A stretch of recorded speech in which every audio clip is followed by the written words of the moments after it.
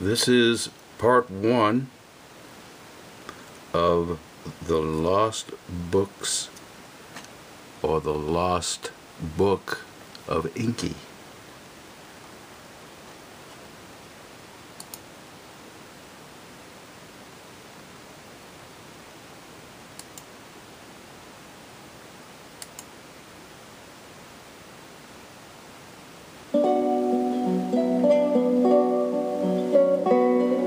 First tablet.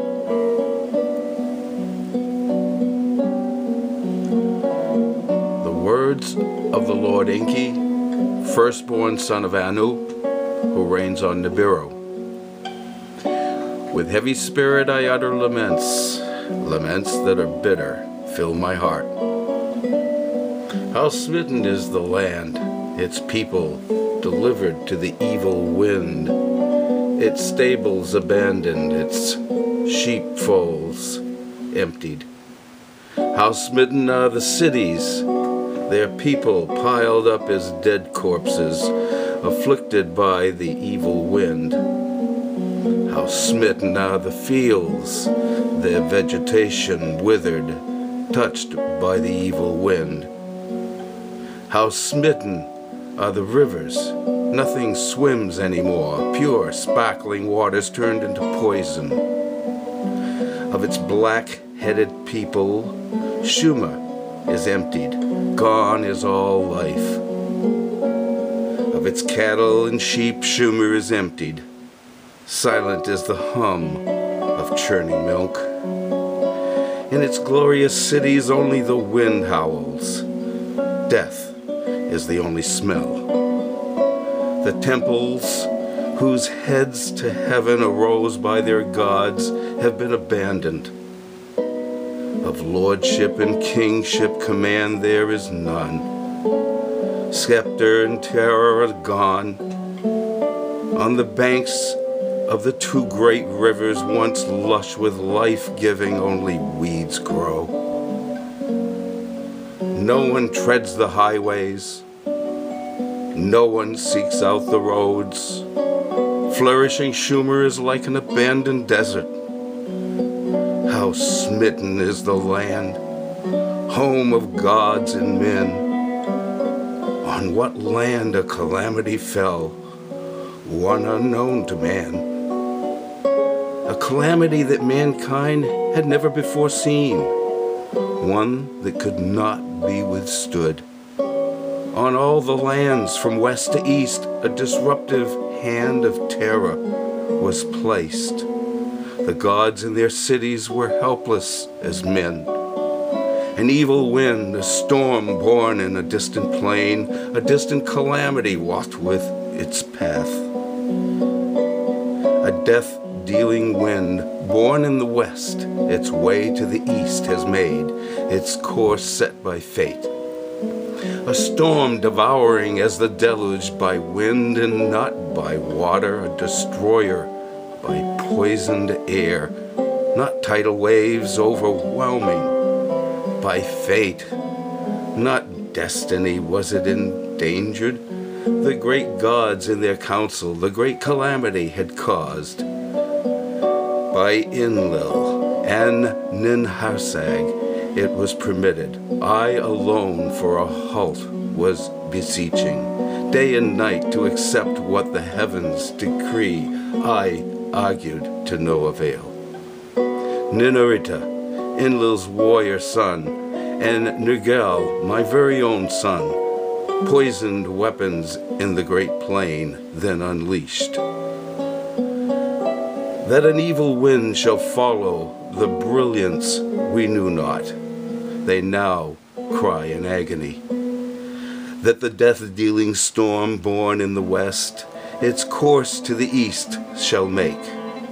Who could foretell the gods now bemoan? In their holy cities the gods stood, disbelieving as the evil wind toward Shuma made its way.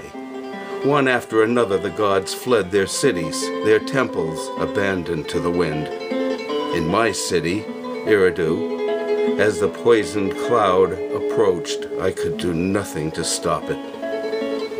Escape to the open, step. To the people I gave instructions with Ninki, my spouse, the city I abandoned. In his city, Nippur, place of the bond, heaven, earth, Enlil could do nothing to stop it.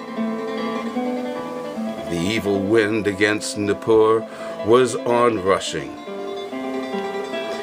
In his celestial boat, Enlil and his spouse hurriedly took off.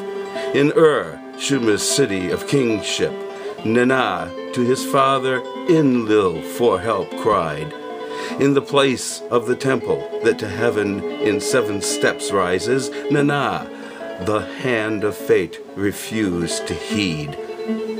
My father who begot me, great God who to had granted kingship, turn the evil wind away, Nana pleaded. Great God who decrees the fates, let and its people be spared. Your praises to continue, Nana appealed. Enlil answered his son, Nana, noble son, your wondrous city, kingship was granted. Eternal reign, it was not granted. Take hold of your spouse, Ningal, flee the city. Even I, who decree fates, its destiny I cannot bend. Thus did Enlil, my brother, speak. Alas, alas, not a destiny it was, a calamity none greater since the deluge gods and earthlings has befallen. Alas, not a destiny it was. The great deluge was destined to happen. The great calamity of the death-dealing storm was not. By the breach of a vow, by a council decision it was caused, by weapons of terror was it created. By a decision, not destiny, were the poisoned weapons unleashed, by deliberation was the lot cast. Against Marduk, my firstborn, did the 2 sons destruction direct. Vengeance was in their hearts. Ascendancy is not Marduk's to grasp. Enlil's firstborn shouted, with weapons I shall oppose him, Nenaruta said. Of people he raised an army. Babil's as earth's navel to declare, Nergal, Marduk's brother, so shouted. In the council of the great gods, words of venom were spread. Day and night I raised my opposing voice, peace I counseled, deploring haste. For the second time the people raised his heavenly image. Why does opposing continue? I asked in pleading. Have all the instruments been checked? Did not the era of Marduk in the heavens arrive? I once more inquired. Ningishzida, my very son, other signs of heaven cited. His heart I knew, Marduk's injustice to him could not forgive. Nana, to Enlil on earth born, was unrelenting too. Marduk my temple in the north city his own abode made. So he said, Ishkur, Enlil's youngest, punishment demanded in my lands. To whore after him the people he made, he said, Utu, son of Nana, at Marduk's son Nabu his wrath directed. The place of the celestial chariots he tried to seize. And Nana, twin of Utu, was furious of all the punishment of Marduk for the killing of her beloved Dum-Uzi. She still demanded, Ninharasag, mother of gods and men, her gaze diverted. Why is it not Marduk here? She only said.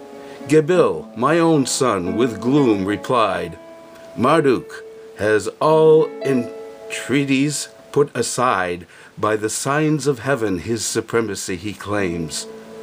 Only with weapons will Marduk be stopped. Ninuta, Enlil's firstborn, shouted, Utu, about protecting the place of the celestial chariots was concerned.